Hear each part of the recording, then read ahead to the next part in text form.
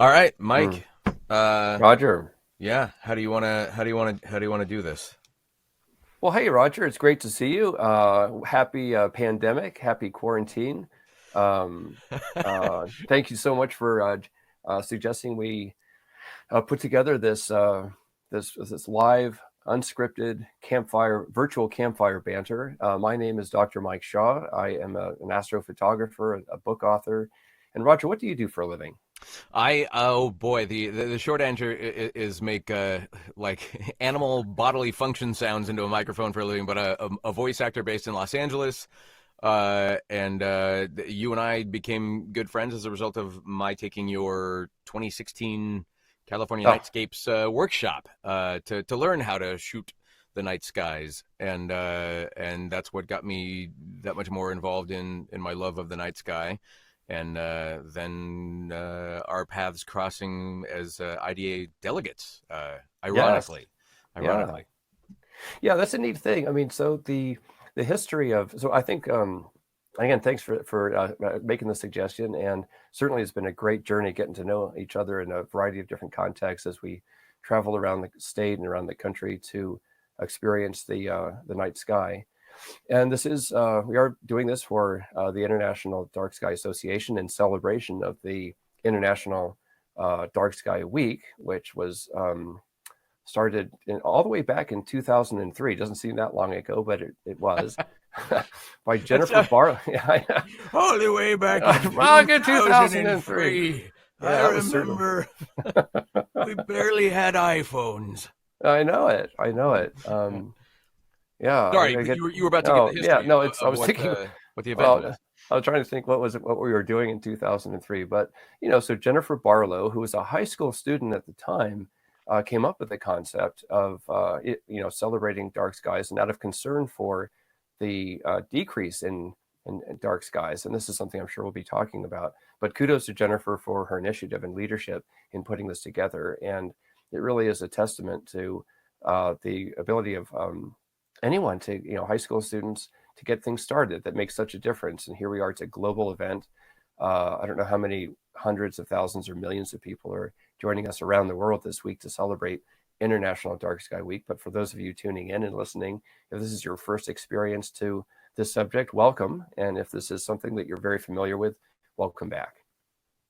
I would say it's billions, actually, Mike. I would Billy, assume oh, that that's we have good. Yeah, you know billions what? I agree. I on agree. just this thing, whatever or if we're calling it a podcast or Indeed. in fairness of a quick backstory, Mike and I did start to do a very short-lived show, only due to scheduling issues that both of us were experiencing, called Get Out Look Up from at this point last year, if not before that. Yeah, I'm trying to yeah. think. And so this and it's funny because this was an idea sort of born as a result of what we really enjoyed was Mike and I getting together and actually chatting about our night skies, and having that excuse to get together and connect. That was just an audio only sort of podcast, so this video thing is a bit of a new one for us. A little But frightening, that's actually. yeah, like, oh boy, I was like, oh man, look at that. And it's funny because that was sort of born about by one of my favorite memories of the 2016 workshop was I think it was one of the last nights that we were all out. Hmm. There was a small hardcore group of people who decided to stay up till almost 3:15 in the morning. And so there was about four of us that were still left. A lot of folks had gone back to their hotels and gone back to sleep. And it was you, me, and I think two other folks from LA.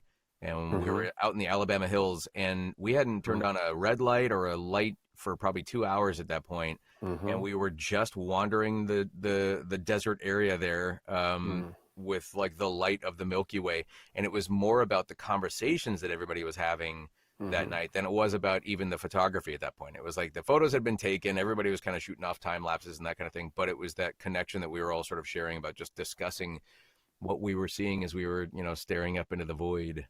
Absolutely. I do remember that well. There was a particular set of rock features that we were concentrated around. And I remember I was trying to do a panoramic set of exposures. And like you said, we were doing time lapses. And that's something I think that really has persisted, to this day, is that the conversations that we have as we discover um, what's available to us every night on every clear night that the sun sets and the stars come out, the planets come out, and the Milky Way comes out, if we're lucky enough to see it. But yeah, it really is. It's a great backstory, and we certainly had some great conversations along the way.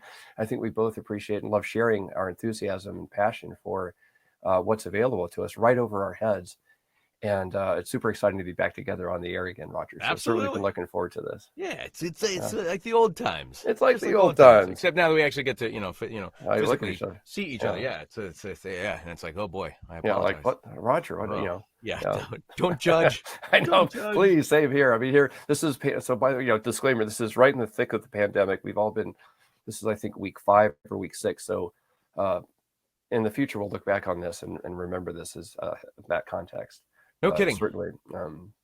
And kudos to IDA for even still trying to not still trying to, that makes it sound like, but to not having this become an issue where it's like it stops, their participation in the International Dark Sky Week. I think it's so important, and probably more important than ever. We could have easily found ourselves physically in some given location wherever we were all going to sort of meet up to celebrate this, and maybe taking that for granted. And I think maybe now the irony of this whole situation is how much you can really kind of find an appreciation for those moments where you get to not only be together as a group of people kind of geeking out on space and the stars and dark skies, but also getting to have more of those moments, which right now I think a lot of us are suffering from a lack of.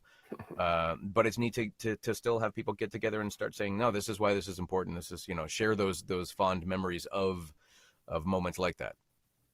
I'm glad you brought that up, because that really is something that it's worth appreciating and noting, that we are in the midst of, all of us everywhere, it's in the midst of this pandemic quarantine situation. And I got to tell you about this. I had kind of an epiphany just a few days ago.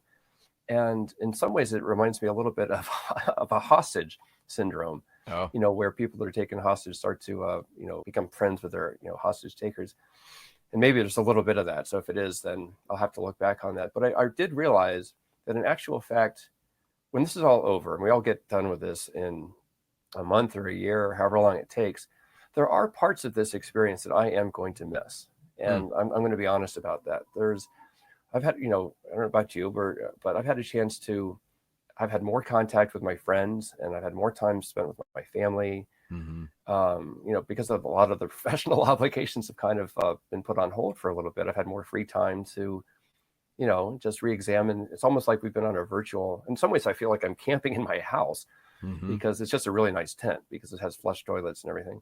But there are several things that I am going to have a certain fondness when I look back on these times. And I don't think it's just optimistic rationalization. I really mean that there are going to be features of this experience. And I think part of it is because, as you said, it's a shared experience. We're all going to be able to look back and remember what it was like when we had to do the things that we're doing. So I'm certainly looking forward to when it's over. That said, like you say, to get outside and do some shooting and everything else that goes along with not being quarantined.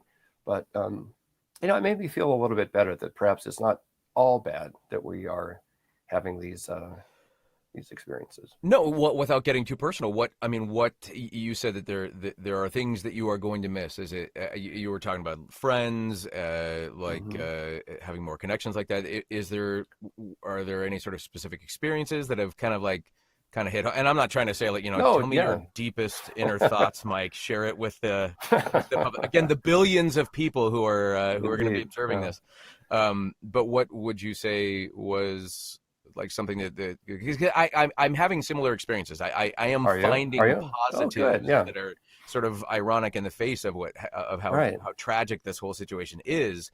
But it's also, I keep saying we're still spinning, and there's still life going on, and I am seeing little positives. What for you? And then I will be happy to share mine. Oh yeah, no, thanks for asking. I would say really the two things are all about people, and certainly my family. I mean, we've all had a chance now to appreciate each other and the amount of time we've had to spend with each other. And, that's just been a gift in a way, because there wouldn't have been another time when we've been able to spend the amount of time that we have with each other for such a extended period of time. And Mm-hmm. so it was during one of these times with the family that I realized how precious this was, is that, we all are not getting any younger, and to have the chance to, I mean, I think it was these memories more than anything else that it really hit home what a, what a gift this has been unexpectedly. And there is a silver lining to it. But then also just with friends as well. I mean, yourself and everyone else, that I've had innumerable texts from people I haven't heard of for quite some time, and I've tried my best to reciprocate. And certainly the chance to have that um, desire and opportunity, and this, it's really the shared experience, I think, that makes this be what it is. And it's just been really nice to, I think when I look back on this, I'll always appreciate the chance to, sometimes over the holidays, you exchange, holiday greeting cards and so forth. And there's some Mm-hmm. folks, honestly, that's the extent of it. But if I heard from people I haven't heard from in quite some time, and it's interesting how, when you're good friends with somebody, you can just pick up the phone and you just sort of pick up where you left off. I don't know, 2003 or something like that. Yeah, yeah, yeah. How about yourself? Well, I would say everything that you're experiencing, I think, it's been similar for me. If I was to try to find something good coming from this, I am seeing that more people, I think, are starting to realize it's not about those Instagram filters Mm-hmm. or the toys or the things or sort of material possessions, but you can see people sharing photos of, like in our case, the night sky or nature photographs, and I think there's been I heard some fascinating stories about people that were because they've closed a lot of campgrounds. Folks were Mm. still trying to get to all of these outdoor locations, these outdoor sites, and it was becoming problematic because that was becoming a gathering, which is what we're Oh, not supposed to right. be doing right now. And ironically, I found myself going, yeah, but hey, how cool that, like, that the first instinct that a lot of people have is to go, I want to get out of here and go out to nature then. Right? Right. It's like, if Absolutely. Excellent point. Yeah, good point. and I thought, okay, well, good. So there's still that appreciation for that connection to the outdoors because we spend so much time on our devices. But I think the biggest thing for me, and it's a perfect sort of tie into International Dark Sky Week, is the international aspect. We are really kind of aside from one of my favorite things to sort of witness is when an astronaut comes back from either Hmm. spending time on the space station or wherever they've been. Um, how often they talk about when you observe the Earth from above, Mm. and this is something that so very few people will ever get to experience. You don't see borders, you don't see anything. In fact, during the daytime, they said you really would have no idea that life exists down there, Hmm. except for the nighttime. You see all the lights, which is a good thing Hmm. for us to talk about. So sort of like both good and bad. But that globally we're recognizing the neighborhood and how connected we really and truly all are, Hmm. and how something that can, in this situation of a pandemic, something that can break out in one region can find itself Oh, traveling sure. in a heartbeat because we are all hopping on planes and going places. Not all of us, but we're hopping Hmm. on planes and going places and doing Hmm. things that we are interacting as a global Hmm. group of citizens. Hmm. And so there's a part of me that feels like, okay, this is maybe going to help. I don't know. I tend to be a little pessimistic, but maybe it's Hmm. going to kind of open everyone's eyes to the connectivity of all of this and the influence that we all have on one another, both good and bad. Hmm. However, I would like to at least still try focusing on the positive aspect of how we are all in this together. Yeah, Hmm. we are affecting one another, and we can do so in either a negative way or a positive way. And I'm seeing a lot of effort on some people's part. I feel like there's one particular person in particular in America that doesn't seem to think we're all in this together. I'll remember his name in a little while. But no, I'm seeing the need for people to reach out to one another, and I think it's kind of Right. cool. I think that Right. Agreed. it's neat that we thank goodness we have the technology available to us to facilitate those types of connections to still occur. Indeed. Um, but I have had a lot of time where I find myself going, oh, this is good. People are figuring out that it's not just about that Instagram filter. It's not just about Yeah. how good it looks in this little box that we live our lives in right now. Like, yeah, you were laughing saying, oh, your background looks good. And I was laughing with you going, you have no idea what those shelves looked like maybe 10 minutes ago because everything that was on them is now on a floor over here. And it's like, but isn't that the perfect sort of like, metaphor for I want you to see this tidy little box that I have, Hmm. when in everything that's on the other side of this border is entire chaos. Totally different. And Yeah. we do that so much through social media and that kind of thing. And it's no different with the photos that we take of the night sky. And this sort of dovetails into something that we can discuss later. But the finished picture is just that. It's just one little. Hmm. It's just a snapshot, but it doesn't Hmm. necessarily represent what went into everything that goes into like taking that snapshot, or Hmm. the chaos that surrounds our picture perfect lives. Hmm. And maybe what's happening right now is people are starting to recognize, oh man, and Hmm. because we've all heard horrible stories about people who didn't get a chance to say goodbye, or somebody Oh who went yeah. to go park the car while their loved one was being checked into the ICU, to come back and have the doctors say, we had to take them away, they're in the ICU now and you're not going to get to see them, and they're gone. Yeah. And those moments of like, oh man, yeah, that is not about, it's not about a lot of the stuff that we sort of are distracted by. And I Right. think how interesting that we've all had some time to sit down and Right. really kind Yeah. of start examining and reflecting, and the nostalgia that comes in, like you said, old Yeah. friends checking in on one another, that kind of thing. Hmm. That's a very positive, that's a positive thing, Yeah. It is. amidst all of this.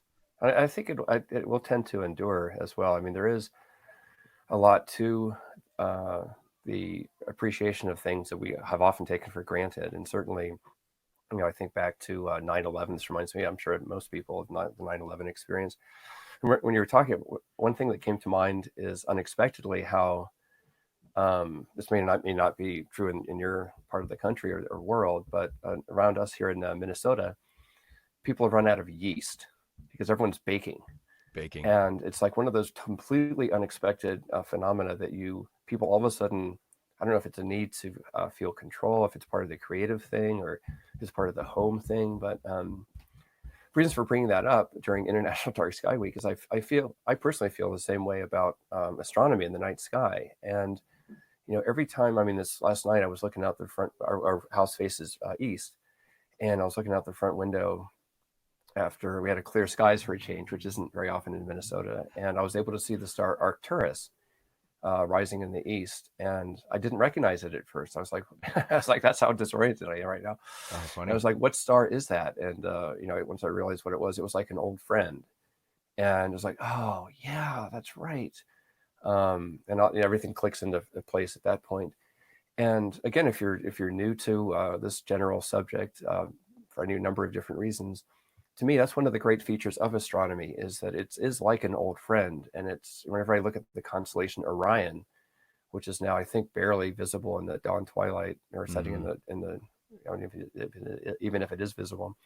But I remember back in college, I used to come home from studying and so forth, and I would see Orion, you know, over the dorms, and every time I see Orion, there's part of me that always flashes back to that, and it's always very reassuring. My point is, it's always very reassuring to see the same features in the sky amongst all of this change. Hmm. And that's the case anywhere you go in the world. I mean, you can go in either northern hemisphere, southern hemisphere, any continent, and to your point, Roger, about the globalization of everything. I mean, astronomy is that, and I think that's the feature of the International Dark Sky Week is that there's this community of all of us that are. I mean, I don't know if you saw the jumping around a little bit, but there was a news headline I didn't read this morning about astronauts coming back after a couple hundred days in space, and it's Hmm. like, wow, has that world changed? And it must be just like a science fiction movie to come step off board a spacecraft onto today's reality here in the middle of April. I thought the same thing. I've always sort of marveled at how sort of violent Yeah. a return when they land out in Kazakhstan, Mm-hmm. of what that must be like to.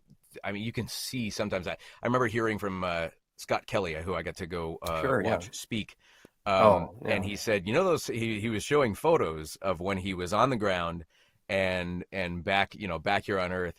And he said, you see that photo when I'm smiling? And he goes, you want to know what's going on? He's like, I am trying so hard not to throw up. And he said, I just felt so Oh absolutely man. miserable about returning to gravity, that effect when you've been weightless for that long. And then all of a sudden you weigh a Interesting. million pounds. And I remember thinking, yeah, and they land, they're in a field, there's helicopters, there's all these people, But this most recent one, in fact, I was watching last night because they, for my time, they had landed at around, I think it was around like 10 p.m. is when it began. Mm-hmm. And seeing them pulled out of this capsule how funny, my little Mac wants to go to sleep here. Sorry. Am I still Oh, on mine's with you? probably going to do the same. Oh, very There we much go. so. How Yeah, funny. there we are. Okay, cool. Yeah. And I remember thinking, man, that must be the capsule had tilted onto its side, and it's like welcome back. We're gonna toss you around, and then seeing all of the support personnel wearing masks, and I just all of a sudden it hit me again. I meant, man, they've been up there this entire time and have Mm-hmm. not. Look, what a world to return to. It What a really world to is like, return to. yeah, there's so many of those moments are coming so fast and furious, Mm-hmm. over and over and over again. And you touched on something that really does speak to what this week is all about for me, which is and the reason why the dark skies are so important is because there have been so many memories like the ones that you're sharing about college, where I this was something I was not ready to experience because prior to Mm-hmm. 2016. I was sort of returning to a love of photography as a hobby and just kind of going, oh yeah. And then I was seeing pictures of the Milky Way going, how do you do that? Um, Mm-hmm. Astronomy was sort of like a hobby that was something, trying to do astrophotography, but it was the barrier to entry was so difficult for so long. And I don't have a scientific background. So all those things were complicated. But what ended up happening, and it started in 2016 out in Alabama Hills, California, with you and the group, was what it was like to spend time in an environment that normally Mm-hmm. can be a little unsettling. Absolutely. Yeah. A dark environment, dark skies, and Mm-hmm. yet once getting over, what was that? Hey, what was that snap of a twig? All the little things that happen, and then realizing I'm okay. Mm-hmm. This is a different world that has opened up to me, Mm-hmm. and the absolute sense of calm and reassurance.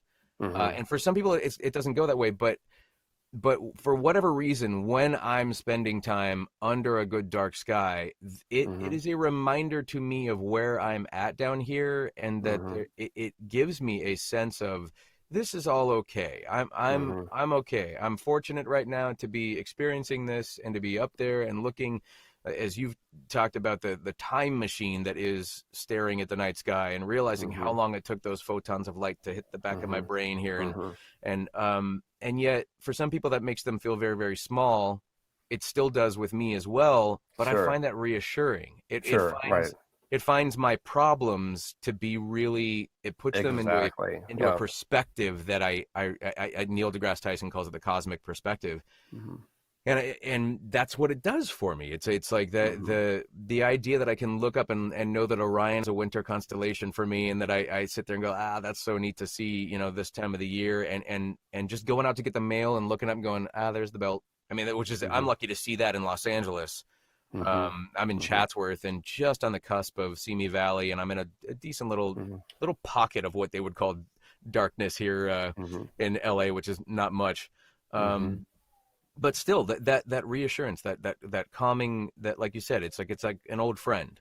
Mm-hmm. And what the night sky has become for me. And I think, I don't know if this is the first time, as Mike's been saying, that you're sort of being exposed to this. It can start not necessarily with dark skies, even though that's Mm-hmm. what we're all advocating for. It can start even just by going outside and being out in the night. Definitely. A front porch, a walk, even in the Mm-hmm. city, just watching what the animals are doing, at night, that kind of a thing. Mm-hmm. There's a calm that comes from being in the dark, Mm-hmm. that is, for me, very reassuring. Takes a little time to get used to. Well, But it yeah. does, and that is an interesting thing because it really is. It's like that for so many people, myself included. There's times when I'm out in the dark and I have chills on the back of my neck. I'm like, what was that? Because we're all creatures that have we're not at the top of the food chain necessarily and stuff. But on that point you just raised, I mean, there are a couple of opportunities I wanted to offer to folks. Certainly the northern hemisphere, just after sunset. And one of them is Arcturus, I mentioned in the east. It's a very bright yellow star, and it's got a great backstory if you want to find out about Arcturus. But then there's also the planet Venus, and it's very prominent right now in the very high in the western sky after sunset. And as you know, Venus lies between us and the sun, And so what's happening is the reason it's so bright is that Venus is relatively close to us, cosmic respectively speaking. And when you see Venus, it's a planet, not a star. It's You're seeing sunlight, which is reflected off of Venus, and that sunlight is actually from our sun that's now below the horizon, but it bounces up and hits Venus and comes to us, which of course is different from starlight. I mean, stars themselves generate their own light. Um, but the neat thing about Venus is that it's so bright that almost anyone in any city can see it. And so if this again is your first entry into astronomy and night sky stuff, like Roger and I are talking about, next night it's clear, go out after sunset. It's a beautiful sight, and it's one of those things that you'll always be able to see Venus at different places in the sky, different times. Sometimes you'll see it in the morning, sometimes you'll see it in the evening as it goes around the sun, just like the Earth does. But it's a great starting point, other than the moon, of course. And of course, right now we're at a waning crescent moon. It's visible in the pre-dawn twilight here in where we are. But Venus is just one of those beautiful sights. There's a great story with Venus. There's some great astronomy, some great NASA missions of Venus. It's a fun thing to Google and learn more about. But Roger, you mentioned you're watching the NASA astronauts land, and you had a great experience recently as an ambassador or social. Tell us a little bit about that. It was it wasn't an ambassador or anything like that, but NASA has a really great what do you want to call it, program, which they refer to it as a NASA social. And it was 2018 that I just applied. So they offer up this application process, like a light background check, and they want to see. How'd that go? I passed. Joke's on them. They don't even know. No, they didn't call me. I'll tell you that. Well, it wasn't. So here's what. I'm just joking, of course. Yeah. So am I. I would hope that I would pass a background check. Yeah, why? What do you know, Mike? What do you? So they reach out on social media, which is why it's called NASA Social, and they look for people who are passionate about space exploration, night skies, stars, anything. And have a unique sort of ability to share with a particular audience, and it's from all different backgrounds of life. Because the number of people that got to participate in this, I was lucky enough to go out to see a ULA launch, the United Launch Alliance launch of an Atlas V rocket. Oh, that's a big one. Yeah, and it was actually and it's neat because now I have this satellite that I have a connection to. Because it was the GOES West satellite. So there's GOES that's right. East that's providing data that is so mind-boggling. The constant download and upload of information that's happening as a result of these two satellites that are basically postured right over stationary over the eastern hemisphere and the western hemisphere of North America, and they're capturing weather data, including lightning strikes and forest fires and all of this incredible data. But it was so cool to get to be a part of this. In fact, I got this hat, I Need My Space, from Kennedy Space Center and all that kind of stuff, getting to go be a part of this. And I couldn't believe that I was accepted. And I mean, it was a week long. Oh my!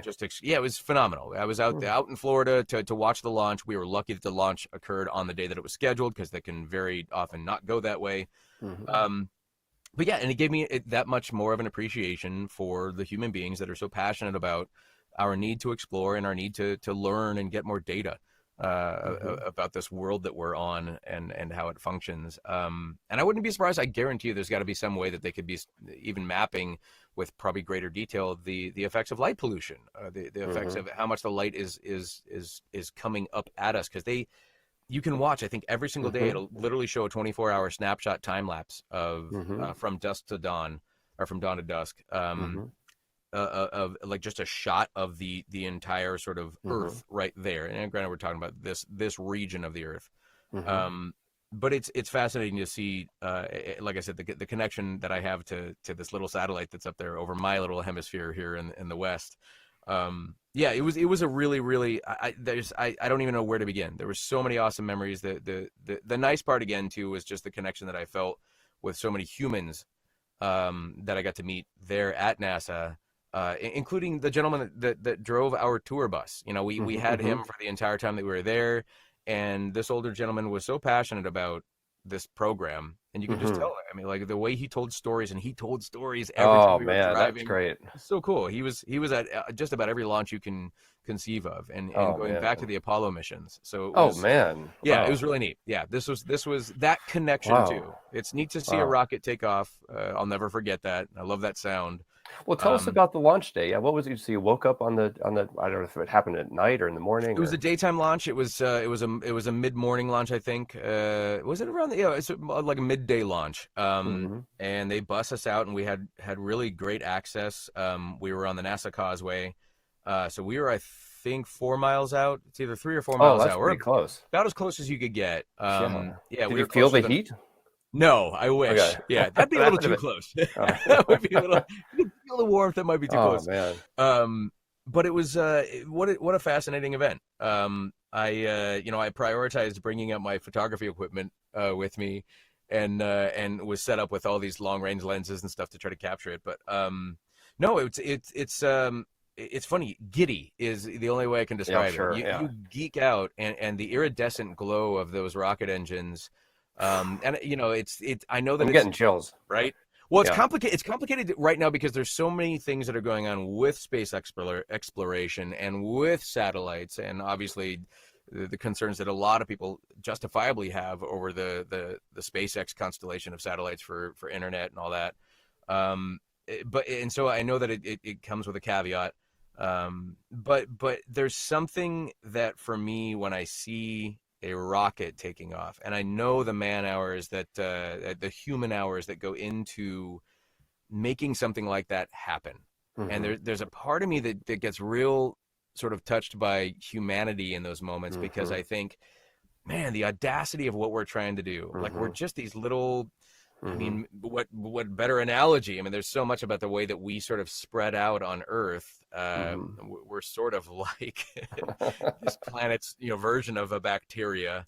Hmm. Um, but the audacity of what we're trying to do, when Hmm. you sit there and Yeah. think all this delicate science goes into this containment of this violent reaction that's happening to Hmm. hurl this payload off of our planet so that it can get up there and look back down at us and give us that perspective Hmm. and give us a little bit Yeah. of like, oh, that's right, we're on this ball. It's one of my favorite stories is Mike Massimino, shuttle astronaut, spent time aboard. I believe this. I want to say that he went to the space station, but I know that he was a part of one of the most important NASA or shuttle missions where they were fixing the Hubble telescope, and Mm. his audiobook is phenomenal for anybody who wants to have a great listen or a great read to. And I think it's called Spaceman. I think is the name of the book. I might be getting there. Mhm. Just look at Mike Massimino book. He talks about the shuttle commander who wasn't going to be able to do this spacewalk because this individual has to stay on, make sure that everybody's staying alive while they're out there. So he asked Mike, when you come back on the shuttle, I'm gonna be there to pop the helmet off of you, and I want you to tell me exactly what you're thinking in that moment, what your response was. And Mike's immediate response when they popped the helmet off after his spacewalk, his first spacewalk, the commander says, well, what'd you think? And he says, it's a planet. And commander, is like, what do you mean? And he goes, Earth, it's a planet. And he says, well, yeah. And he goes, no, it's just Oh sitting man, there. that's Because his crazy. perspective, they were one of the highest, missions that had been out there. I think they were 350 Oof. miles up. Yeah, it's crazy. Wow. So his Yeah, perspective of getting to look at the Earth that that's high up weird. Yeah, and seeing that it was just suspended there, he's like, it's just it's a a thing. planet.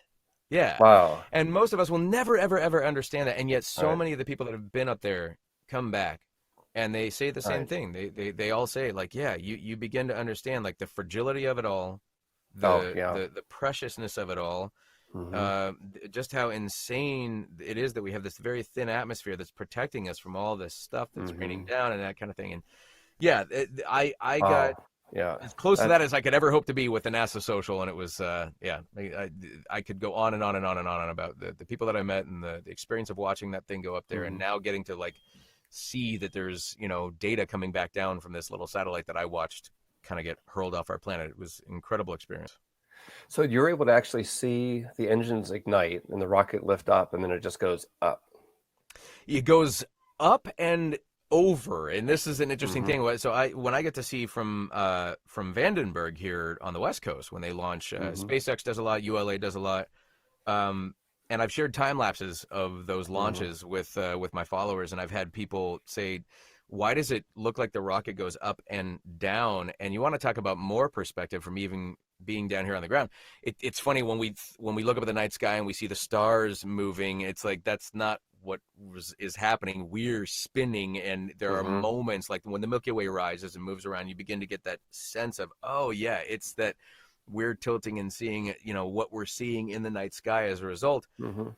When you watch a rocket launch, if you're able to see it in its entirety, it has this sort of curve to it that is not what we think of as just going straight up. Mm-hmm. And that perspective of going, oh my goodness, it's still going higher, but I'm also watching it go down below the horizon because it's following the curvature of our planet. It's going into Right. orbit around our Mm-hmm. planet. So of course it wouldn't just go straight up. Exactly. It's going to Exactly. go up and start following the curve of the planet. And it does it very quickly. They started on that trajectory, which That's is, crazy. yeah, Yeah. such a neat thing. Yeah, yeah. Well, And no, I mean, just on the speed of it, I remember watching one of it wasn't your launch, but it was a different launch, and the whole thing, start to finish, was like only a few hours, and it was one of the ones that I think SpaceX was filming. They had a camera on the rocket, mhm. and it was crazy because it was like I'm on Earth, and now I'm going into space, and now I'm in space, and the Yeah. whole thing was like, Oh, it's uh, minutes. I mean, like yeah, when you watch yeah, the yeah. 12 minutes, they're already up and they've done their separations, the fairings, it's like everything's deployed. The satellite might not be, but then it's like within a day Hmm. they've done it. They've gone it's Yeah, incredible. it's a because you sort of in your mind you think, okay, well, it takes me, how long does it take to fly from here to San Francisco, for example? But Yeah. great thing on the curvature came to mind. This is an old physics lesson, but if you throw a ball, if you think of, you just take a baseball and you throw it, it makes like an arc, and if you throw it a little bit, faster at the same angle, it makes the same arc, but it goes a little bit further. And if you throw it fast enough, it'll go all the way up and it'll fall over the edge of the not the edge of the Earth, but it'll fall basically into orbit. It just keeps falling around the Earth, and that's what orbit is. So if you throw it fast enough, it just keeps falling and falling and falling. The idea of And continuously falling. it's It's just and it's like weird because you think it's like I'm going to blast off, I'm going to turn right, and I'm going to go into orbit. yeah. And it's just but that's to your point about all the mathematics and modeling and calculations that go into space flight and space travel, is that it's just absolutely mind-boggling. You've mentioned a time lapse. I think you have a time lapse you wanted to share Well, with. yeah, I've got so this is going to be the fun part of us is we were trying to figure this out earlier to see how we I would thought I'd let you do go screen first. sharing. See what I did So there? there you go. Thank you. Well done. Yeah, Look at this. thank Look at you. Yeah. dovetailed so nicely into this. So this, I guess we'll bring this up in terms of like, and I want to ask you about the Belle project because I know this is something that Oh, you sure. Yeah, are definitely. involved in, and it's like I'm an ignoramus. But in Hardly. terms of us sharing, this is what you have given to me as far as the gift of. Let's see if I'm going to do this. Turn screen share on. A love of capturing the night sky and being able Hmm. to sort of take time lapses. This is a time lapse that I shot in the Eastern Sierras. Let me back You, that up there. Last year, um, in a Hilton Lakes region is where this occurred, and there's the Milky Way. Obviously, oh, this is right beautiful. as the sun had gone down, and Look pretty at those soon reflections. this was one of the most beautiful places I've ever been in my life. Wow. That's like It was a just incredible. mirror. And I know that there's a little herky jerkiness because of what Oh, we're there showing. So comes the here's the moon. moonrise, exactly. So a lot of people would assume that that's daylight, and that's the way the photographic realm. But I think of note is to show how very little in this region here you see any sort of Oh, that's beautiful, glow. Roger. There's no glow of light pollution, Oh, and where is that's it? where Ooh, let's see that again, this if we connection can. this connection that you've got with IDA and the way that I became a delegate for IDA was in being thrilled for your Mm, involvement with IDA and wanting to mm-hmm, share this stuff on social media for the mm-hmm, advocacy and the work being done by IDA to mm-hmm, protect our night skies and to educate people on how important it is. This is such a rarity, being able to be mm-hmm. in this kind of an environment without seeing sky glow sometimes as high as 45 degrees up on the horizon. I mean, it's Hmm. coming from Los Angeles, sadly, I've got to go 5, 6 hours out of my way to really Hmm. get to that kind of a dark sky. Oh, same. Yeah, here in Minneapolis. Let's play that once again because Oh, that, we'll if do we that again. could, because again, for those folks who might be unfamiliar with what we're talking about with light pollution, when the moon comes up, so there's evening twilight. So this is natural, true darkness. And then what happens is right along here when the moon, look how bright the sky comes when the moon starts to come up. So we start to lose some of the detail in the Milky Way. Watch right here. See how we start to lose the dimmer stars? That's what happens with light pollution. So the moon is a big light polluter and it kind of kills the visibility of the night sky. And then, of course, when the sun comes up, that's the biggest light polluter of all. And the sun really, yeah, there you go, right there.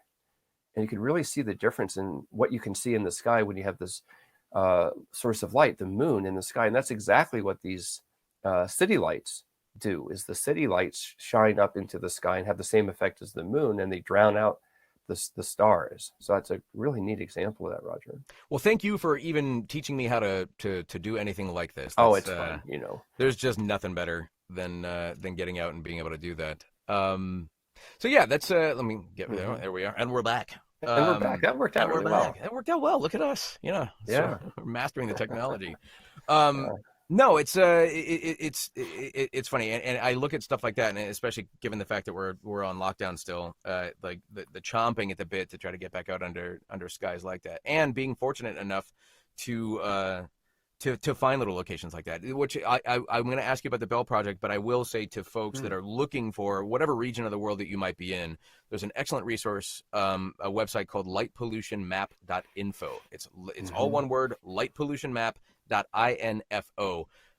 Will give you the ability to kind of look in your region and actually see if there's some area they have the Bordel class of sky darkness, that gives you an idea of like, okay, if I go to like class 2 or 3 skies, I'll see this kind of detail in the Milky Way. If I Hmm. go to class 4 or 5 skies, I'll see this kind of detail. And if I start getting this, 6 and 7s, I'm probably not seeing the Milky Way kind of thing. Hmm. It's a great resource for being able to find if you just want to go out and see a little bit of the Milky Way with the naked eye. And that's another Yeah. thing to point out Yeah. too, that the Milky Way with the naked eye does not look like it does in photographs, because sadly our eyes rob us of so much when it comes to the night Hmm. sky. But thank goodness for photography and being able to get out and do that. So yeah, thank you for that. Yeah, and Yeah. No, what a thank you for great little sharing that. I example. mean, It's no, love. It was one of yeah. my favorite places on earth. So what is the Belle Project? Please Well, thanks. explain the Belle Project. I'm So assuming you're making bells.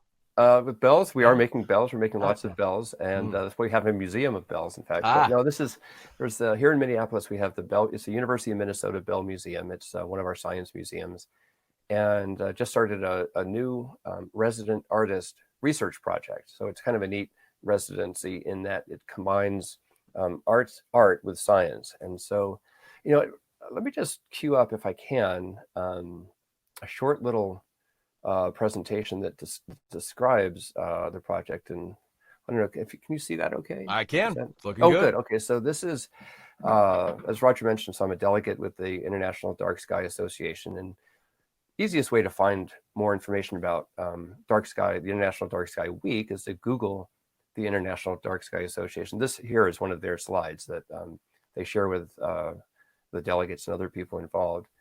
And the so the next, so this is the scene that Roger was just talking about. That you'd see. This is an actual image, set of images put together from NASA. This is not an animation. This is actual photography, and you can see imagery, I should say, and you can see exactly what Roger was just talking about. You can see the bright lights of the cities and the dark lights of pretty much everywhere else. It's a great. I think this is called the black marble. To whoops, let me turn Uh-oh. that off. Um, that was one of my that was my sister checking in just to I love it. as we do. Um, and so this is the black marble to complement the blue marble. And if we get a little bit closer, you can see more detail of the surface of the Earth. You can see the bright city. This is an interesting shot because you can see this is actually there's a dark patch right in the middle of this scene. This is one of course, NASA's images. And that dark region is actually North Korea. And you can see the demilitarized zone is the bright light line behind that. But it's fascinating to see how, when you switch off all the lights, what an effect that has on a nation's light output. But here's the United States, and I think Ugh. many of us in the U.S. will relate to this. And again, you can of course see the bright lights of the cities, and it's perhaps not too surprising. It might even be easy to imagine this or visualize this if you haven't seen this before. But the real issue, and this is something that I think is so important relative to the International Dark Sky Week, is that the problem that we're talking about is very much more insidious than just simply these lights, these photographs of the lights would make it appear. But first of all, let me just draw your attention to um, uh, like I would say urban areas. So you can probably make out Chicago at the there in Illinois. You can make out Los Angeles and Los Angeles Basin, and cities in Texas and Denver and Salt Lake City. But if you look towards the upper middle part of the image, there's a diffuse bright patch. And you might ask yourself, what city is that? And the answer is, well, it's not a city. It's just a bunch of oil fields where people are, drilling oil, and or fracking for oil. And this is, there's many different sources of light pollution. There's obviously urban areas, but also there's industrial light pollution. And the reason that this is so insidious, as I say, is here's a map of the state of Minnesota. This is where I live. I live in St. Paul, Minnesota, it's the state capital. And you can see, your typical interstate map with the cities. And then if you, this is the light pollution map of Minneapolis. And the reason that I want to go back and forth between these two versions of it, is that if you look at just the raw sources of light, they seem to be very localized on the map. But I'll go back to this one. So if you go back to the United States, if you look up here, I don't know if you can see my cursor. Do you see the cursor? Probably not. If you look at the region of Minneapolis, the city regions, the lights are very, very localized. And what happens is when the lights go up into the atmosphere, they spread out and they become these huge light domes that Roger was talking about. You can really see that here of the lights of Minneapolis spreading out almost across half the state. And this really is the issue. And it's kind of like, if you can imagine, if you're driving in fog and you switch the high beams on, all of a sudden you just have this huge backscattering of light from the fog part. And this is exactly what the atmosphere does with the lights. You can see that even though the points of light are very small and sharply defined, their effects on the light pollution are quite significant and spread out over much larger areas than you might imagine. And so the project that I'm doing with the Belle Museum is really examining this, and from a photography point of view, from a night photography point of view. So this is an image of the Milky Way in the evening twilight in a very dark part of the state. And the key part here is, if you look right down above the trees, above the stream, you can still see a lot of the structure of the Milky Way. It's pretty well defined. Pretty much looks the same all across the sky. And now here's a region of the Milky Way a little bit closer to the Twin Cities, the metro area, the state capital, and you can see this orange glow along the horizon.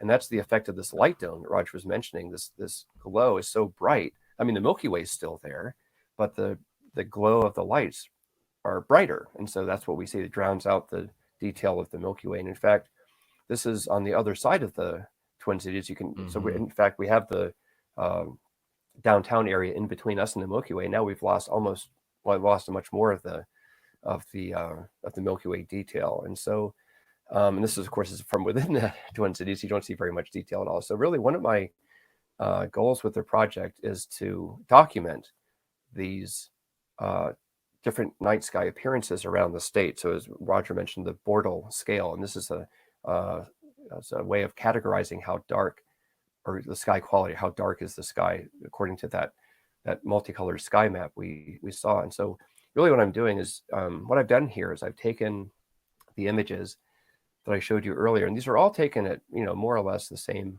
time of year, or same the Milky Way is sort of the same altitude and the same lens, I should say.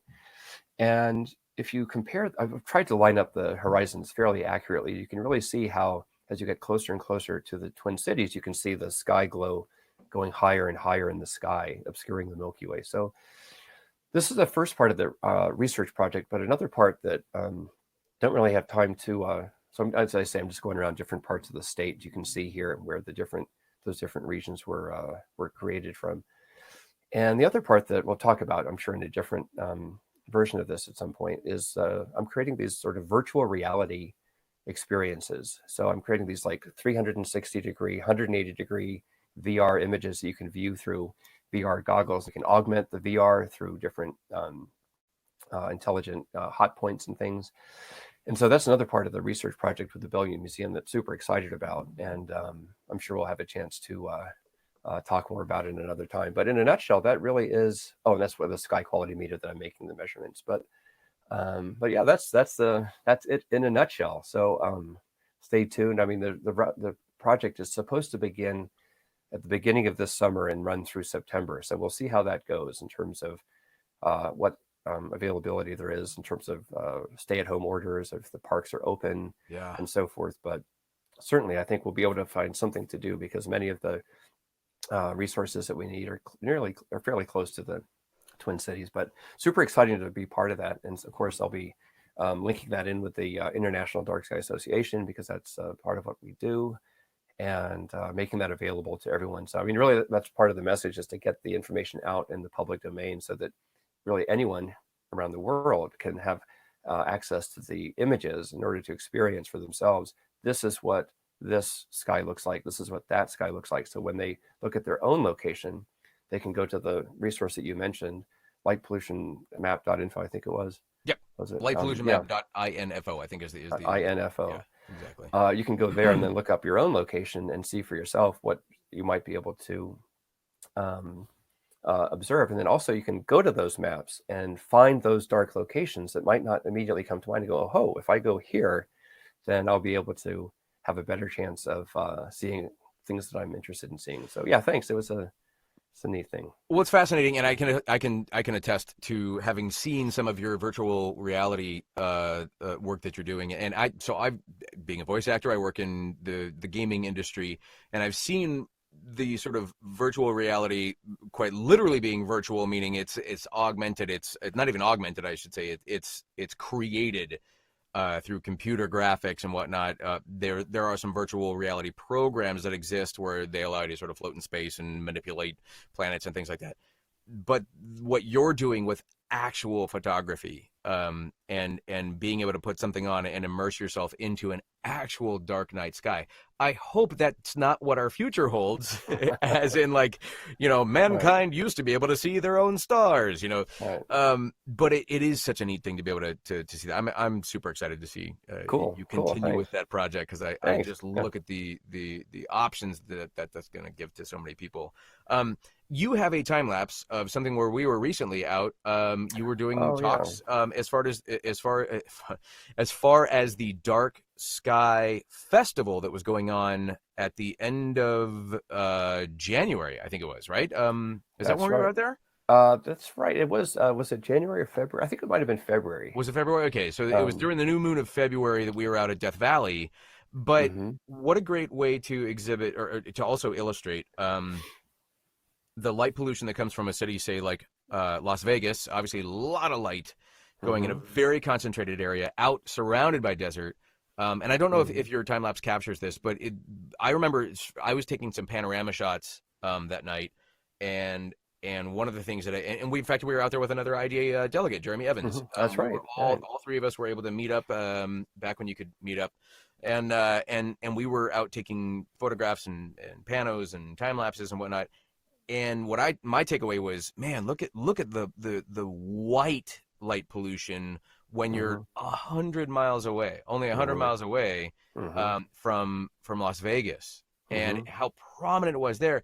To be even farther from Los Angeles and still see that hazy, it almost looks like smog. The way the camera picks it up is a yellow, rusty yellow kind of glow. But they were both prominently featured in every single one of these photographs. If you want to show that time lapse, because it was such a neat victory for us to have, like, ironically, of course, like the driest, lowest place on in the U.S. or on Earth.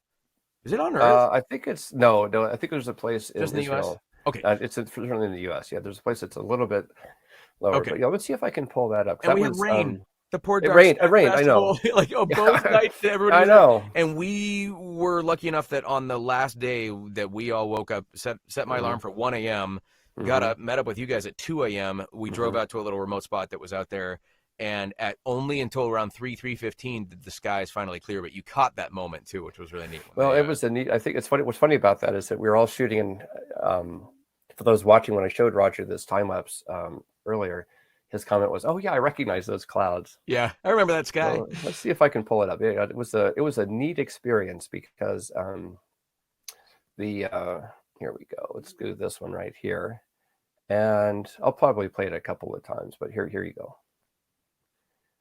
So I don't know if you can see that, Yep, that's so cool.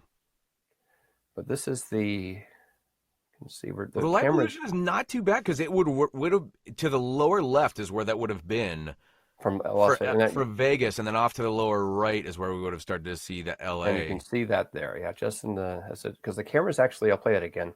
The camera's actually moving from left to right as the Earth rotates. So you can see the galactic core region of the Milky Way coming in here. Some nebula and star clusters.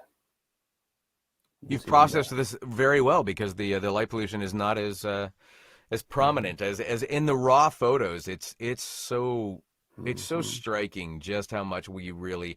I've seen this uh, investing in a place to get away, mhm, just to get outside the city.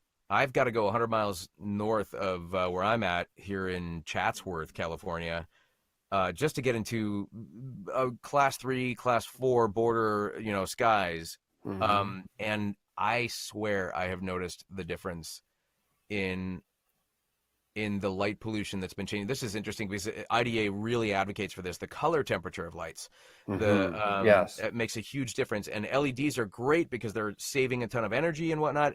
But there's a color temperature to LEDs that is so profoundly bad Mhm, for our preserving our night skies, or affecting our night skies, I should say. mhm. And I know that I've seen the difference and this is a good dovetail. I want to ask you, do you have a favorite moment under dark skies? Because you've been doing this a lot Oh, longer than that's a I. good question. Is there Yeah. one thing that pops out in your mind that you just go, that was a neat, Well, it's kind that's of up funny. there? I mean, yes, there is, and it's kind of funny when someone asks you, "What's your favorite movie?" Of course, most people think of their favorite movie, but they may not want to share it with other people.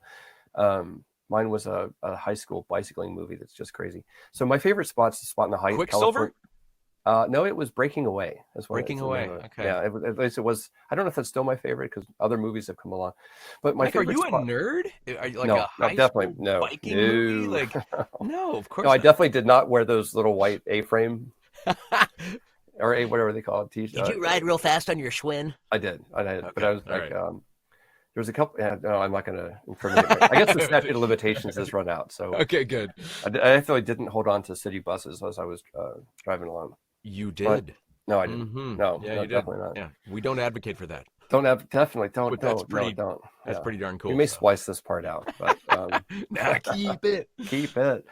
But yeah, I would say I want to hear yours. But for me, there was one spot. I think within the last, I was probably 3 or 4 years ago. I was doing some work for one of my books, getting some images. I was working on a panorama, and I found this spot. It was off the trail, as often the best spots are.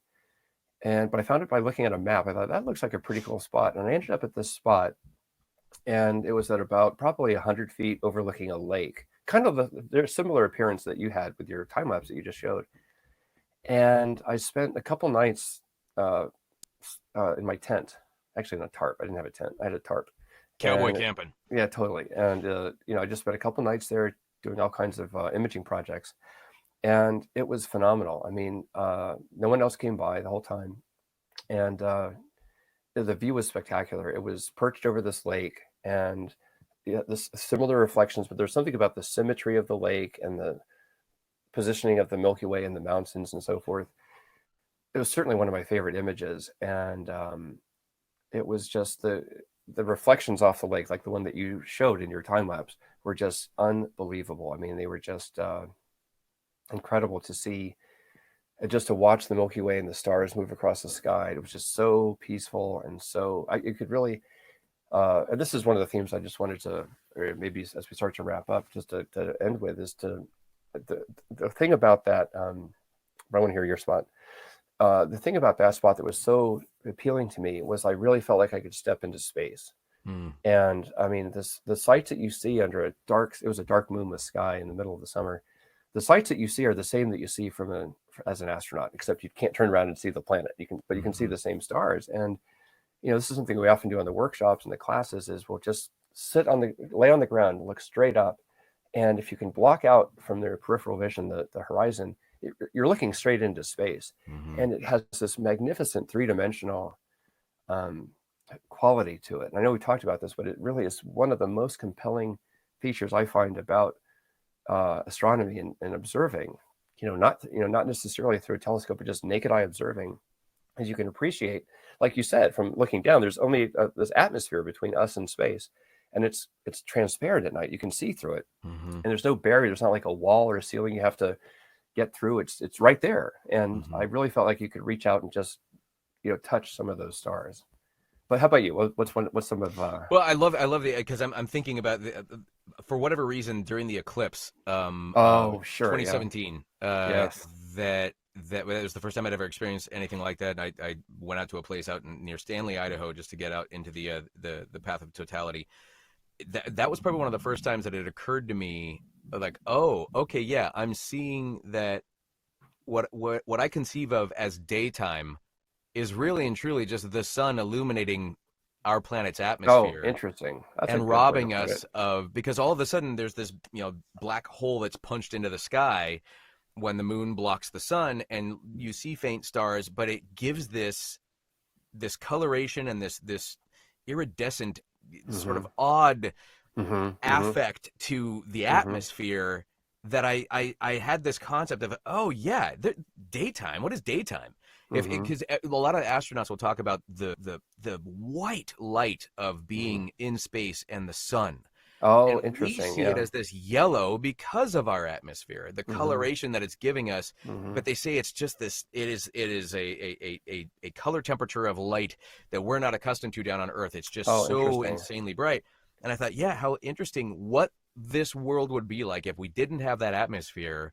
That during the day, even when the sun was up, it would be this very, very bright point in the sky, but everywhere else that we'd look outside of it, we'd still see bright stars. Oh, yeah. Not totally, for this atmosphere being illuminated by our sun.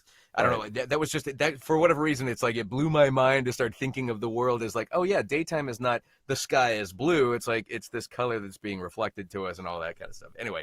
Oh yeah, no, it really is. That was a striking moment. Yeah, we were both on opposite sides of the mountain there, and. But it speaks to the effects of it, because essentially what we're doing with man-made light pollution is we're robbing ourselves of that. We're trying to basically paint our atmosphere again, because that's essentially what's happening, is that we don't see it that way. Right. It's this was another interesting concept that happened to me when I went to Stanley the year after to try to chase the Perseids. We were trying to get away from, sadly, the forest fire smokes and all that smoke and all that in this whole western region. The idea of clouds and the color of clouds. Coming from Los Angeles, I'm accustomed to seeing clouds as gray in the night sky. And it's not that the clouds are colored. Right. It's that the light pollution that's being shot straight up is bouncing off the clouds, coming back down to our eyes, and so I see gray clouds. When you're in a truly phenomenal dark sky location with the naked eye, what you see is all of a sudden the stars start disappearing. Right. And there are times, and if you're not familiar with the fact that there's a storm moving in, you just suddenly go, wait, where'd the stars go? Yeah, the stars are clouds that you don't see because there's no light bouncing off the bottom. All that stuff. That's an excellent point. Yeah, that's caught me by surprise several times. It's like, something's going on. It's like, it's clouds. Oh, it's clouds. And until you take a photograph that maybe starts to pull out a little bit more of the reflected light pollution that might be, in the area, that suddenly starts to color those clouds. You'll appreciate this. One of my favorite moments has always been just and while going out and capturing it photographically is the hobby. And it's something I love. And I try to express this to people who go like, oh, but I don't know if I'll be able to ever be able to take a photo like that or get to a dark sky. It's not the photograph. It's everything that goes into it, everything that happens around it, and it's the moments that the photographs just do not do justice to. They can't capture the feeling of, it's, for me, when I watched that time lapse of that Hilton Lakes region that I had shared, it still doesn't do it justice to what it was like to be out there getting nailed by mosquitoes and all this, but to just be out and hear it and the stillness of things. It was so incredibly magical that the camera just doesn't do it justice. But you can attest to this. Every class or workshop that I've ever taken of yours, I'm the guy who, when whatever direction I'm looking, I tell everybody, you're welcome, because any sort of like bolide or meteor streak or a herd of unicorns doing a soft shoe number in the sky is going to occur behind me over my head, because I'm always missing out on the meteors when they happen. But I finally back in 2019 had a moment where as I was imaging. Oh, thank you, Roger. No, wait, that's not the wrong one. That was to illustrate light pollution. So I'm sharing the wrong screen with you as we. Wait, there it is. Is that the one? No, you're seeing the meteor, right? Absolutely. Okay, how funny! It popped up a different screen on my end. But so you see me in the lower left, where I was out doing some imaging that night. Beautiful, my goodness! And set up a time lapse to just capture myself doing the imaging, and in the middle of everything, and you can see in the photograph, I was actually looking in the direction that it happened, and this was a bright exploding meteor that happened over the LA area. This is the sort of light pollution that I'm accustomed to, and again, this is a 2 hour and 20-minute drive away from LA. Oh my! Just to get, and now sadly there was no Milky Way rising at this time. But it basically, where that meteor that you see sort of blowing up there, that's amazing. Normally where the Milky Way would be for me. But again, to see the yellow and there's those colored clouds, that's I've got neighbors up there that don't seem to understand that they could, put some, and this is actually in an area where they try to preserve the dark sky.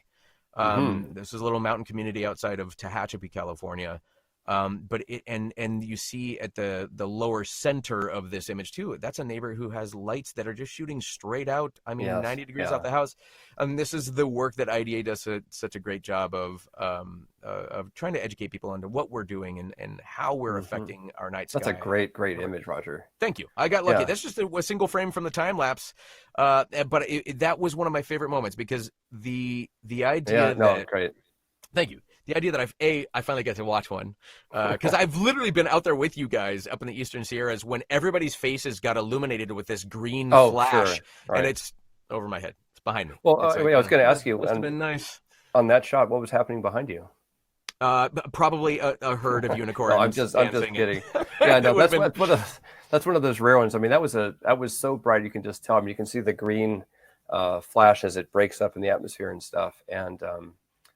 That's a remarkable image, because those are an especially bright, a large meteor that blows up, explodes in the atmosphere. It's called a bolide, as Roger mentioned, and they're relatively uncommon. They do occur, but it's not common to witness one, let alone capture one beautifully positioned in a frame. So that is definitely that's a keeper. And in terms of perspective too, this is something that I always, because it's such a beautiful thing to witness, but there's a fine line between it, as we saw from the meteor that exploded over Russia.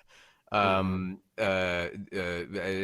would say maybe within the last 5 years, I guess it was. And the power and the devastation that something that's that small can create just from the slamming into our atmosphere and slowing down, and the sonic booms and the concussive effect of that. One of the things that I find fascinating is the concept of what we call shooting stars, or in that case, a bolide of that size. And then what you get to see up where you're at is the aurora. And the idea of this, again, this perspective of this thin atmosphere that we have that is absolutely protecting us. And if you want to see the difference, you look at the moon, which doesn't have very much of an atmosphere at all, and it's pockmarked with all sorts of impact craters. But the aurora is another example of these charged solar particles that are trying to bombard our planet and annihilate Mhm. us, essentially, reacting, if I'm wrong, with the magnetosphere, and we Mhm. see it as like, ooh, pretty. You're like, no, it's Indeed. death No, that's it. rays. It's Well, like, that's exactly, and that's the feeling I get every time I've been fortunate enough to see the aurora. It's been many times now, and I always feel a little bit nervous. Like, shouldn't I be wearing like a right? protective something? Because you see these, this just rippling waves of energy coming in through the atmosphere, and it's like, geez, I feel like I ought to be getting underneath something. But yeah, that's a neat. Yeah, let's save that one up for a different time. But there's Well done, definitely yes.